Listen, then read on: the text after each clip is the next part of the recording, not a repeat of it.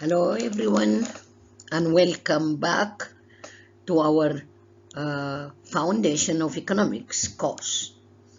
I'm Dr. Magda Mustafa Sadiq, Associate Professor of Applied Economics, and I'm delighted to guide you through today's lecture, which focuses on one of the foundational concepts in microeconomics, the law of demand. In this lecture, we will explore what demand means in economics, the law of demand and how it operates in real life, the difference between a change in quantity demanded and a change in demand, and the key determinants that influence demand.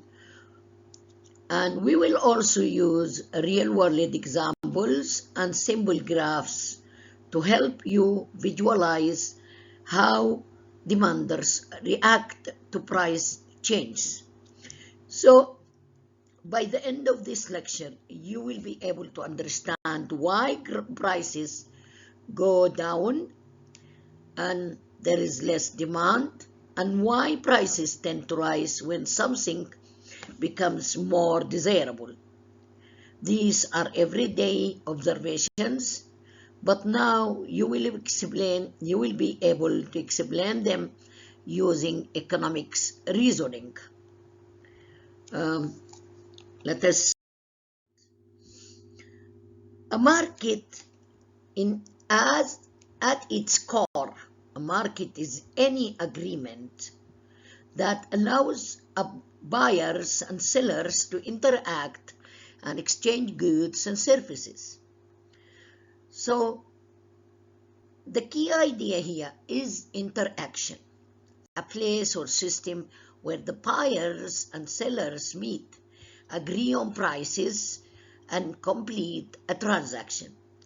So this doesn't necessarily mean a marketplace with stalls and signs, although that is one kind of market.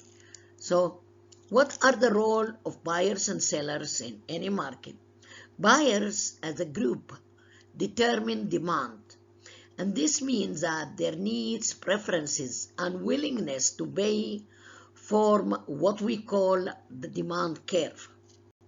So if buyers want more of a product, demand increases. If prices go too high, many buyers might back out, lowering demand. Sellers as a group determine supply. Sellers decide how much of a good or service they are willing to offer based on cost, prices, and available technology. So if prices go up, sellers are usually willing to supply more. If production becomes too costly, supply might decrease. Together, supply and demand interact to determine the market price and quantity exchanged. So we have different types of markets. We have physical markets, and these are actual tangible locations where buyers and sellers meet face to face. For example, a local farmer's market, a fish market, a car dealership, where people physically come together to inspect products, negotiate prices, and make purchases.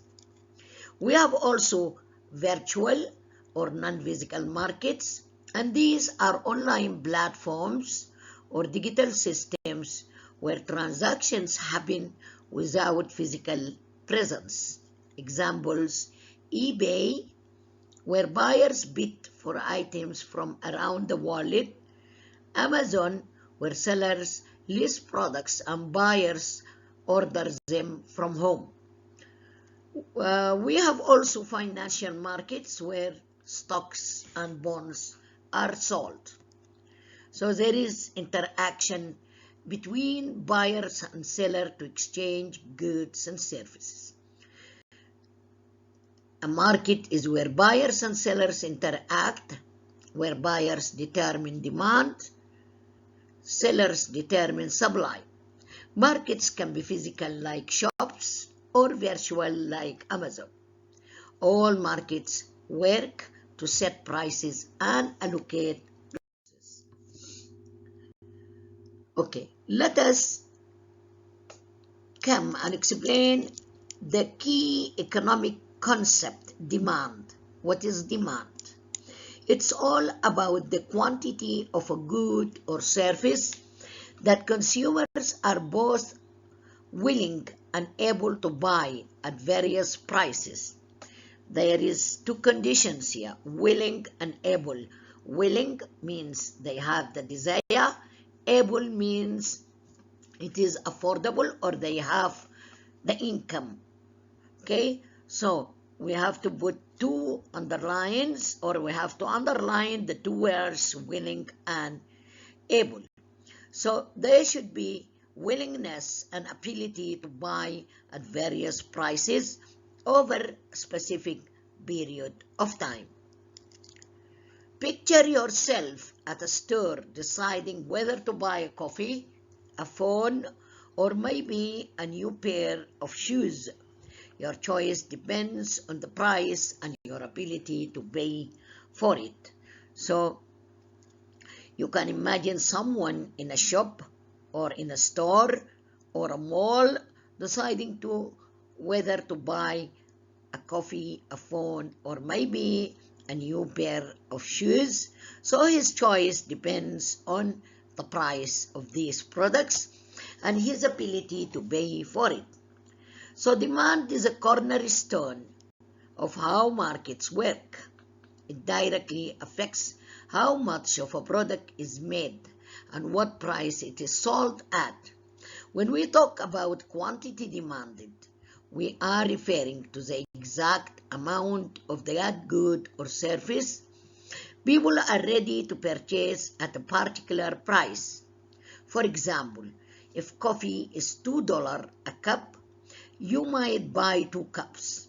But if the price jumps to $5, you only get one or none at all. Understanding demand helps us to see why prices fluctuate and how businesses decide what to produce. It's like the heartbeat of the market, driven by what consumers want and can afford.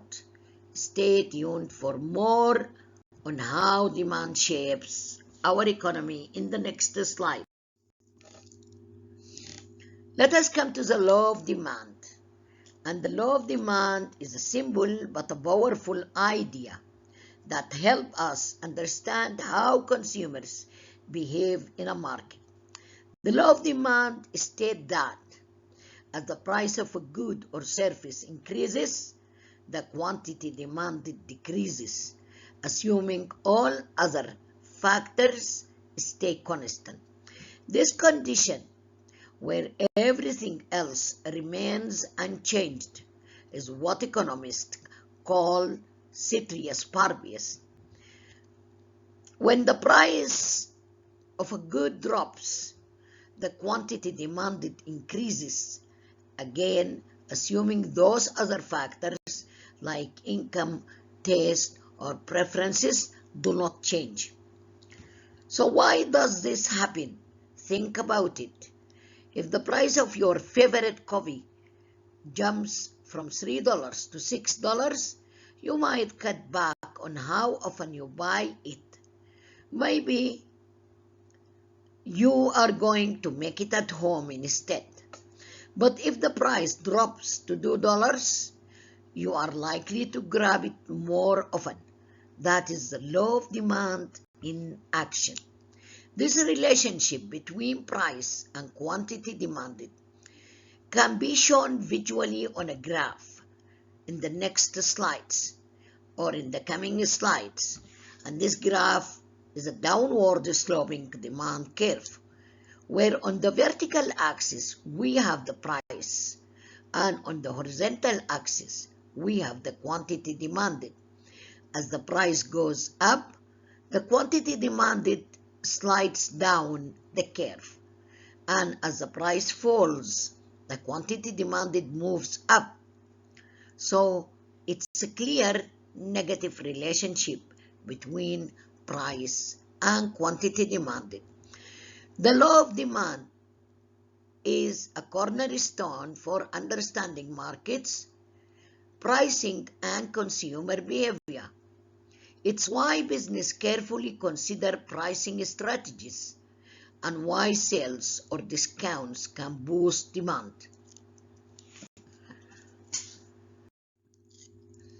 Uh, as shown here, this is a visual representation to the law of demand in economics.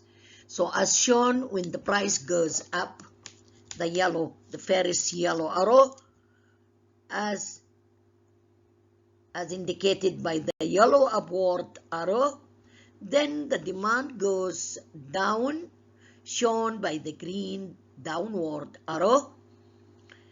This illustrates the inverse relationship between price and quantity demanded, where all other factors being equal ceteris paribus.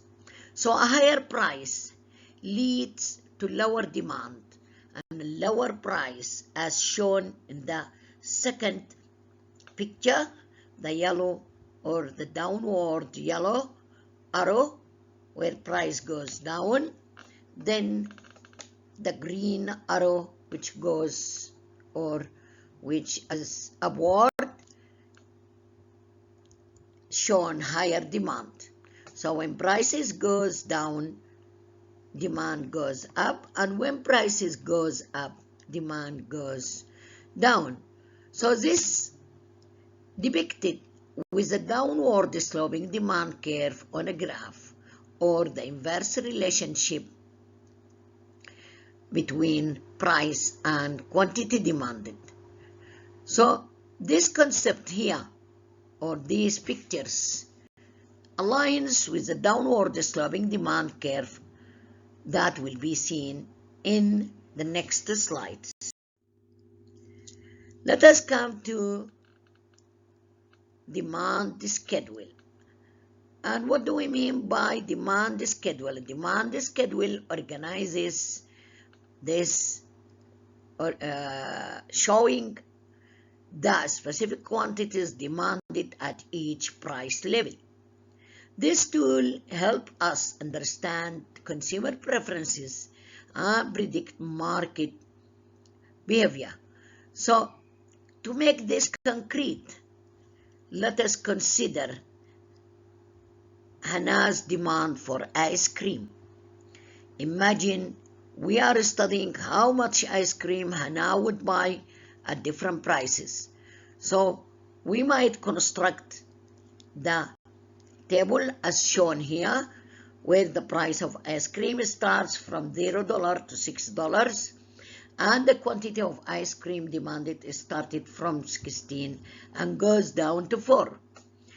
So this shows that as the price of ice cream increases, the quantity Hannah demanded decreases, and vice versa. A demand schedule provides a structured way to analyze the consumer behavior. It can be also used to create a demand curve, a graph that visually represents this relationship, or to inform businesses about pricing strategies. So if a shop knows Hannah's demand schedule, they can estimate how price change might affect their sales. So in summary, a demand schedule is a fundamental economic tool that quantifies how price affects the quantity demanded. It's simple, precise, and essential for understanding market dynamics. Go back to the graph, where this graph effectively demonstrates the relationship between the price of ice cream and the quantity demanding, aligning with a law of demand. The vertical axis represents the price ranging from $0 to $6, while the horizontal axis shows the quantity of ice cream demanded, ranging from 0 to 15 units. The downward sloping real time. The downward sloping red line, with data points at $6 0, $5 2, $4 4, $3 6, $2 8, $1 10, and $0 12 illustrates that as the price decreases, the quantity demanded increases. This inverse relationship is a key principle in economics, showing how lower prices encourage greater consumption, while higher prices reduce consumption.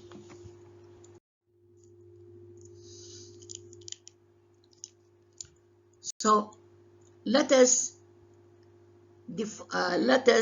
examine a movement along the demand curve, and this occurs when there is a change in the price of the good or service itself.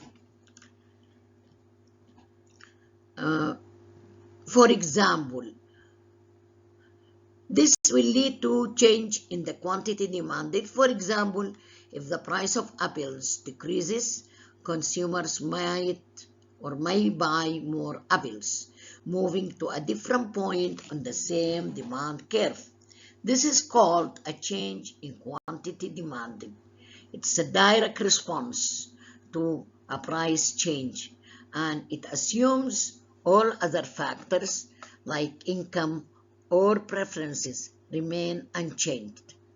On the graph, this is shown as a movement along the existing curve, either upward or if the prices increases, or downward if the prices decreases. So also we have shift in the demand curve. And this happens when a factor other than the price of the good or service changes, causing the entire demand curve to move to a new position. This is referred to as a change in demand. Factors that can cause this include changes in consumer income, shift in preferences, or change in the prices of related goods, such as substitutes or complements. For instance, if consumer income rises, people may demand more of a normal good, like organic product, at every price level. This shifts the demand curve to the right, indicating an increase in demand. Conversely, if a substitute good becomes cheaper, demand for the original good may decrease, shifting the curve to the left. To summarize, a movement along the demand curve results from a change in the price of the good, affecting the quantity demanded, while a shift of the demand curve occurs when non-price factors such as income preferences or prices of related goods change, altering the overall demand for the good at all price levels.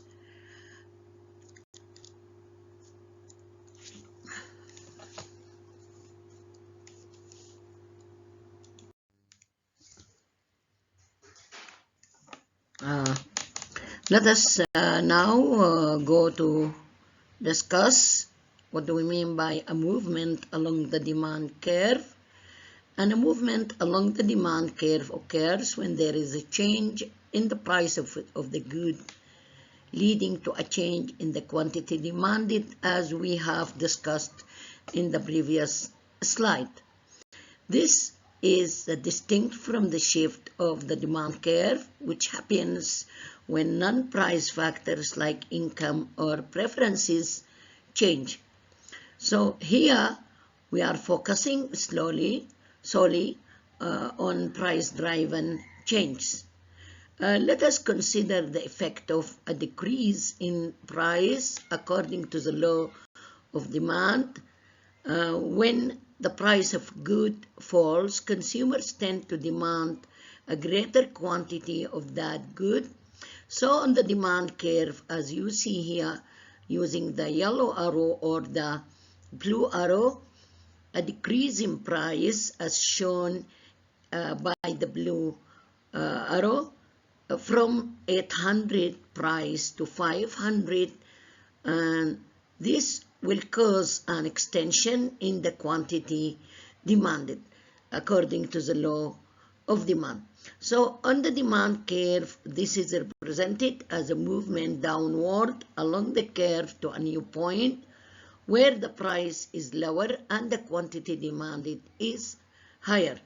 Conversely, if the price of the good increases, the quantity demanded typically decreases. And this is shown as an upward movement along the demand curve to a point where the price is higher and the quantity demanded is lower.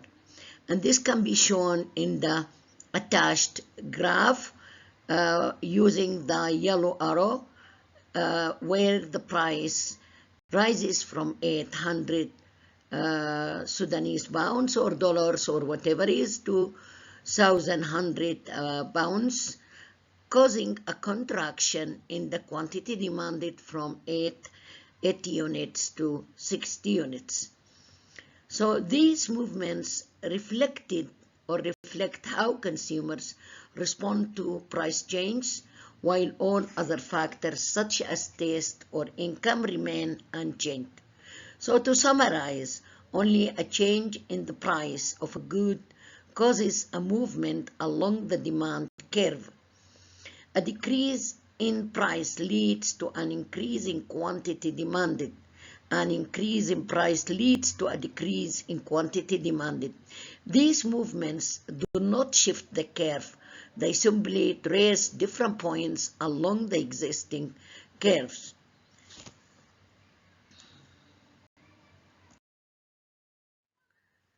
Let us come to the key factors that influence the demand for a good or service in economics.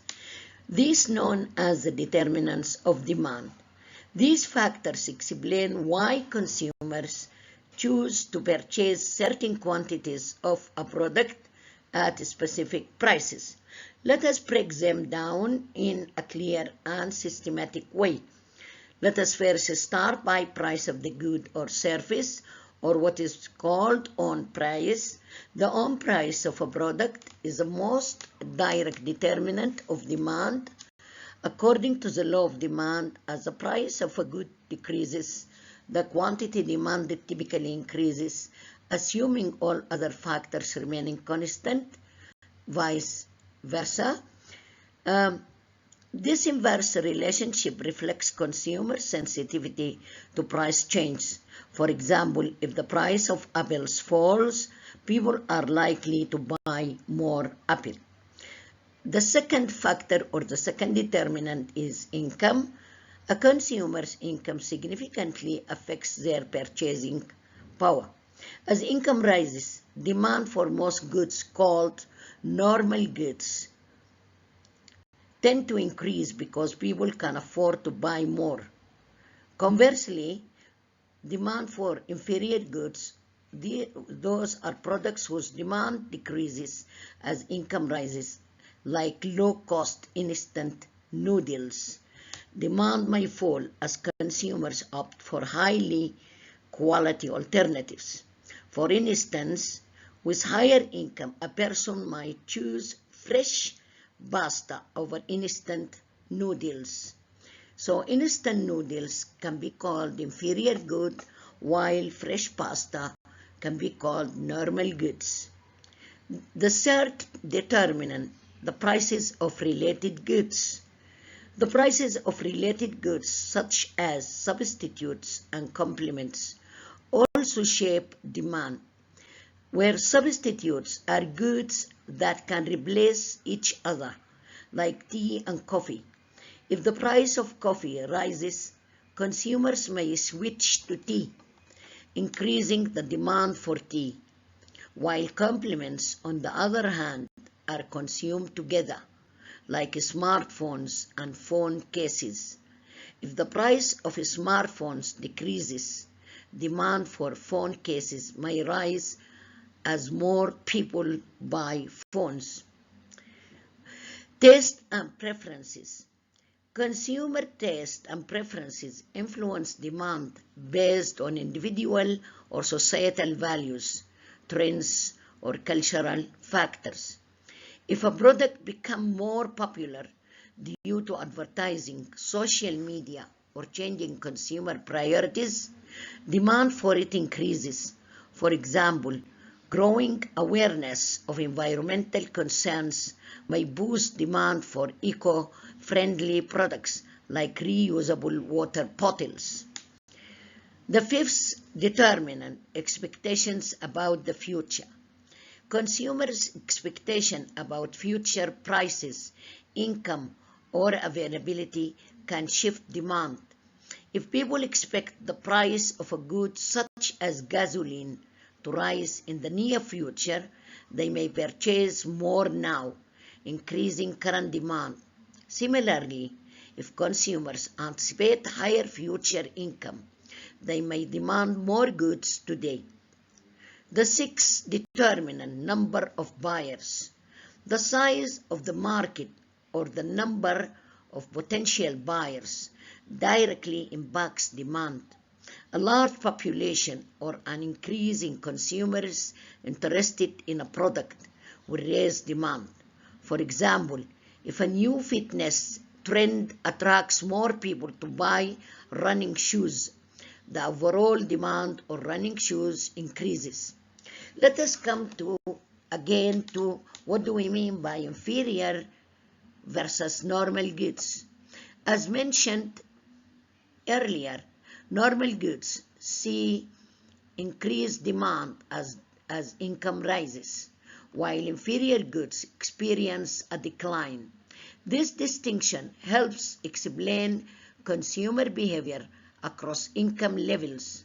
For example, demand for luxury cars, a normal good, rises with income, while demand for second-hand clothing, an inferior good, may decrease. Let us also try to re-explain substitutes and complements. To elaborate, substitutes and complements are critical in understanding cross-price effects. The demand for a good is sensitive to change in the price of its substitutes or complements. For instance, a rise in the price of butter, a complement to bread, may reduce the demand for bread as consumers adjust their purchasing habits. So in summary, the determinants of demand, price, income, prices of related goods, taste and preferences, expectations, and the number of buyers work together to shape how much of a good or service consumers are willing to purchase.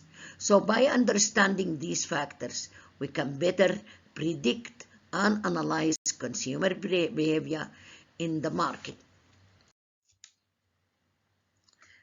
What does a demand curve shifting to the right mean? In plain words, it means people want to buy more of something at the same price as before. It's like suddenly everyone's super excited about a product and they are willing to grab more of it without the price changing. Look to the graph at point A, point B. At the same price level, which is 12, the demand increases from 80 to 100.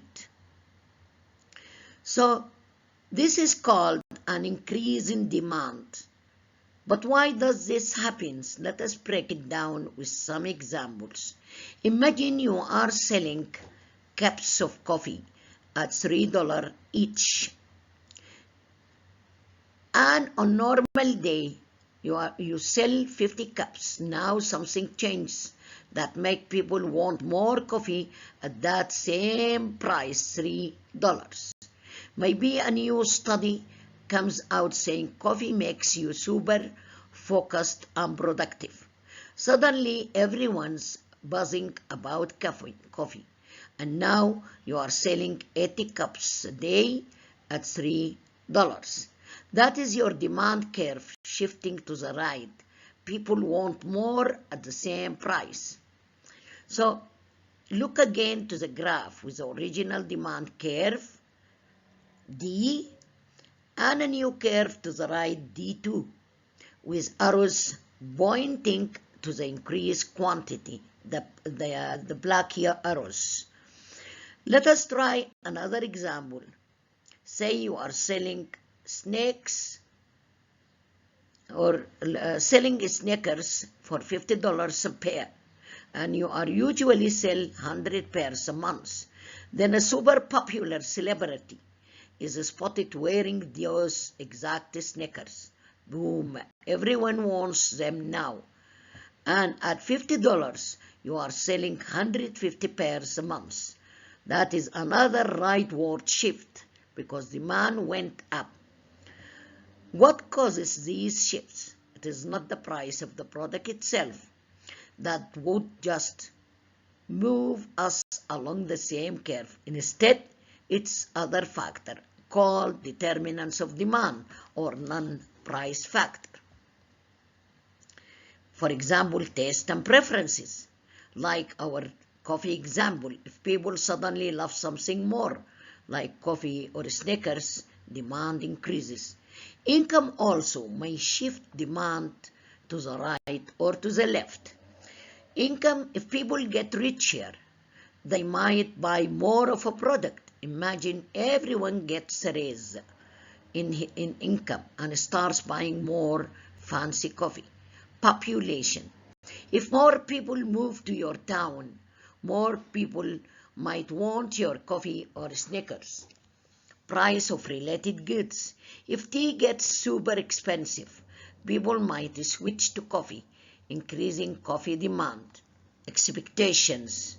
If people think Snickers will get rare soon, they might buy more now. To wrap it up, when the demand curve shifts to the right, it means people are eager to buy more at the same price. It could be because of trends, more money, or other factors we talked about. So, let us again see how the determinants of demand can shift the demand curve to the right. Let us start by income. When people have more money, they can afford to buy more stuff for most products, called normal goods. So, higher income means higher demand, shifting the demand curve to the right. Let us take a simple example here. Imagine you love pizza. If you get a raise at your job, you suddenly have more money to spend. Instead of ordering one pizza a week, you might order two because you can afford it. This increased demand for pizza at all price levels shifts the demand curve to the right. Second, taste.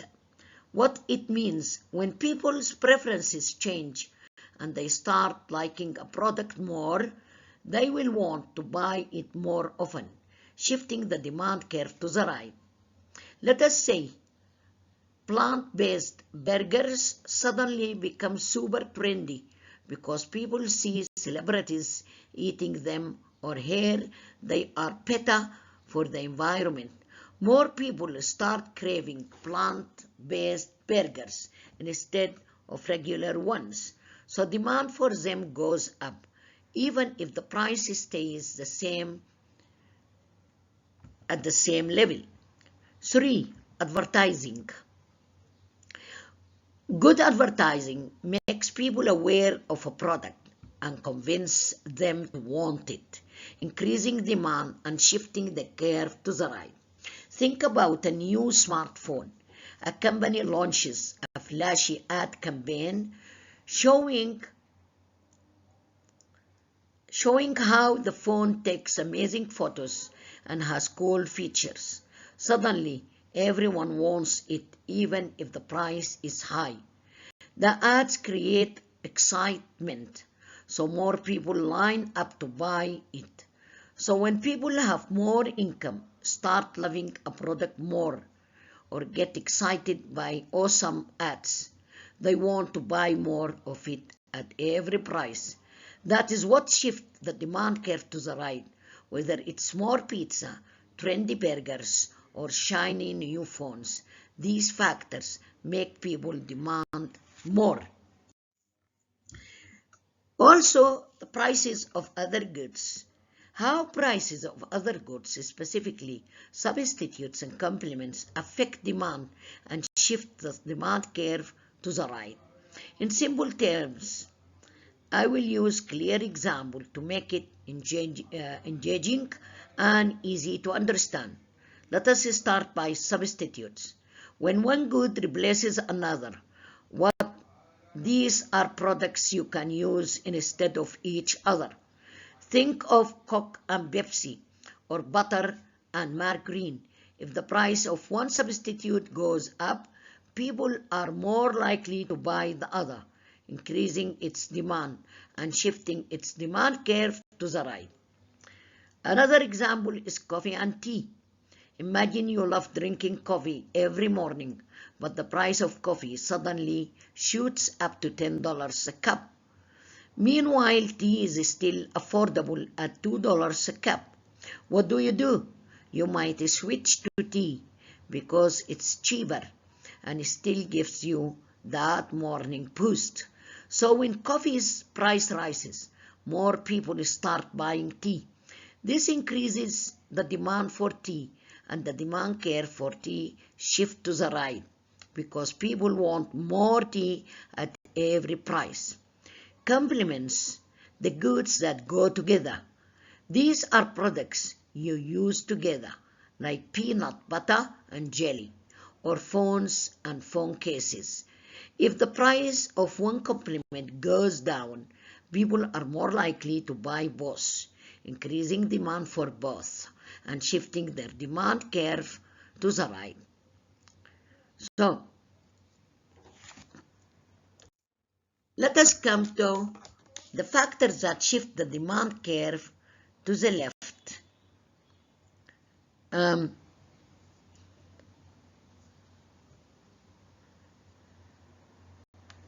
Demand curve also can shift to the left, implies that at the same price level, demanders are now willing to buy less of the good or service. Look to the graph, the shift from point A to point B, from the original graph D to the new graph D2. So, at price 12, the quantity demanded declines from 100 to 80. This causes the demand to decrease from point A to point B.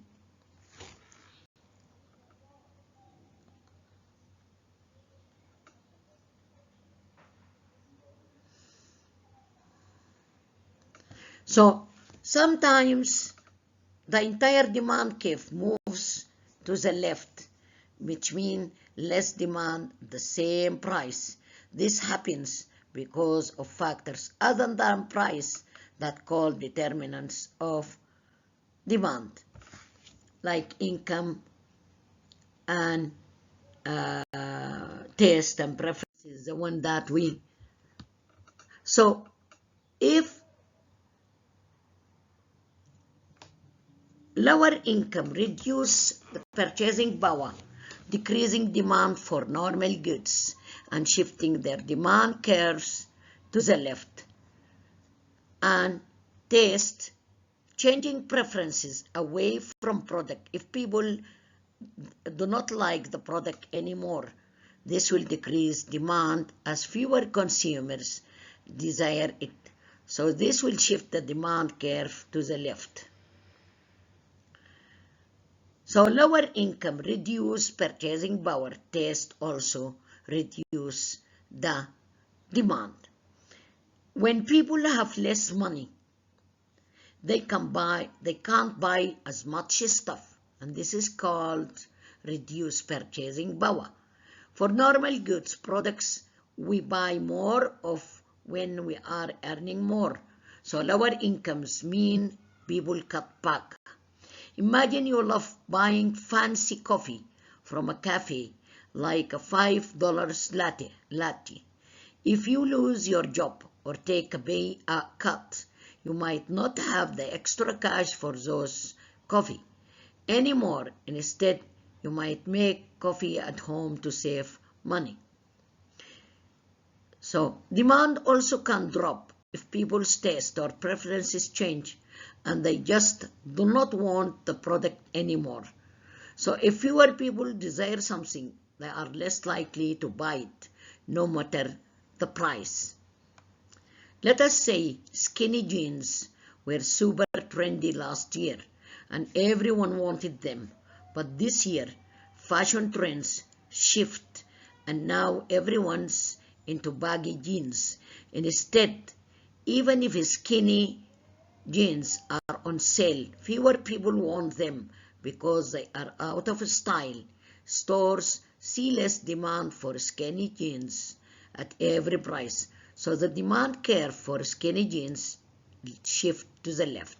People have moved on to something else. Ineffective or negative advertising, bad advertising, or even negative publicity can make people lose interest in a product. If ads fail to excite or worse, turn people off, demand takes a hit. Picture a soda company launching a new drink with big ad campaign, but the ads are confusing or maybe they are accidentally offend people with bad message.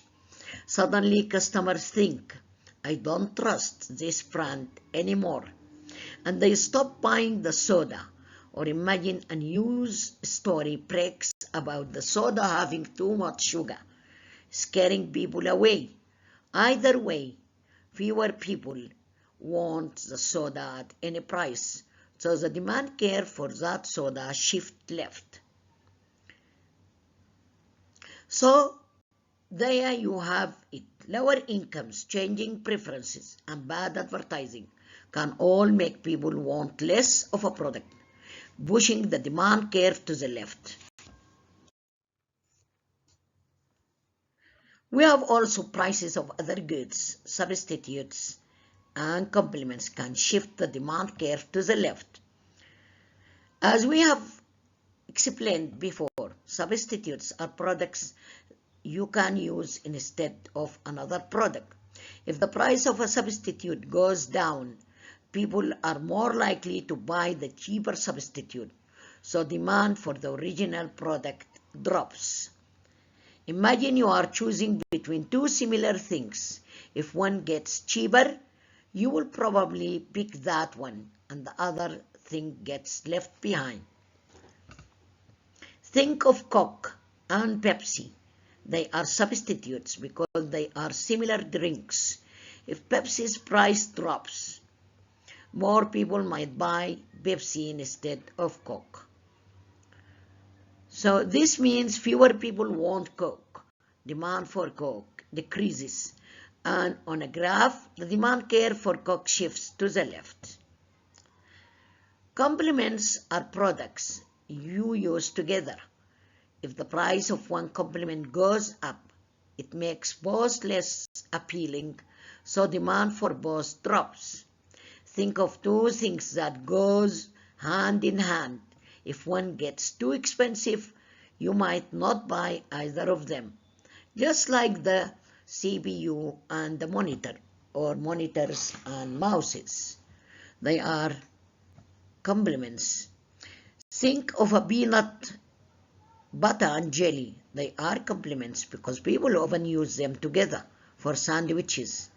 If the price of jelly shoots up, say it doubles, people might decide not to buy jelly or peanut butter because making the sandwich is now too costly.